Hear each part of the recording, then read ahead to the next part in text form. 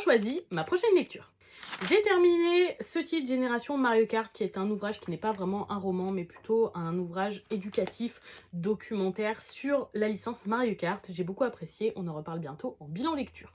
Pour cette fois-ci, c'est le retour des petits papiers de la pioche au hasard et je vais lire le 5e tome des Carnets de l'apothicaire. Il s'agit donc du 5e volume du titre Les Carnets de l'apothicaire, donc au format roman.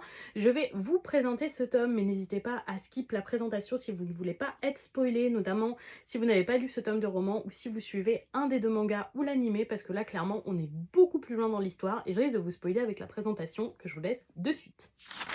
Mao Mao, qui avait été sommée de se rendre dans la capitale de l'Ouest, va enfin pouvoir retourner chez elle pour souffler un peu. Même si le banquet organisé par le père de l'impératrice Gyokyo a décidément réservé son lot de surprises, grâce à l'herboriste, le pire a encore une fois été évité. Néanmoins, ce voyage risque bien d'avoir d'importantes répercussions politiques sur le pays, et des conséquences inattendues sur la relation entre la jeune fille et Jinchi. À peine rentrée, la voilà déjà pourtant sollicitée de tous les côtés. D'abord par Shou, son protégé, qui a besoin de son aide pour sauver un ami, puis par Dame Lishu, qui se retrouve malgré elle au cœur d'un scandale. L'apothicaire fidèle à elle-même compte bien tirer d'affaire la vertueuse concubine. Mais la vérité permettra-t-elle de lever le voile sur les derniers incidents survenus dans la capitale impériale? Voilà pour la présentation, en espérant que ceux qui avaient besoin de skip ont pu skip. Ça va encore être spoilant là, donc skippez carrément la vidéo à ce stade. Donc voilà, le 5e tome du roman qui correspondra à peu près à une trentaine de tomes du manga quand ils seront sortis. Ce roman fait déjà plus de 15 volumes, édité chez Lumen pour le moment, et donc plus de 15 volumes au Japon.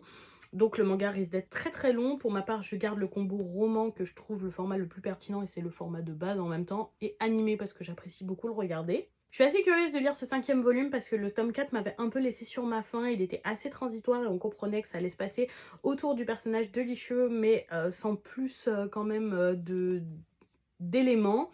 Et surtout, je suis curieuse de voir comment la relation de Jinchi et Mao Mao va se développer dans ce tome suite aux derniers événements du tome 4. Est-ce que vous avez déjà lu ce tome ou est-ce que vous lisez les Carnets de l'apothicaire? Et surtout, dites-moi en commentaire ce que vous lisez en ce moment. Bonne soirée tout le monde!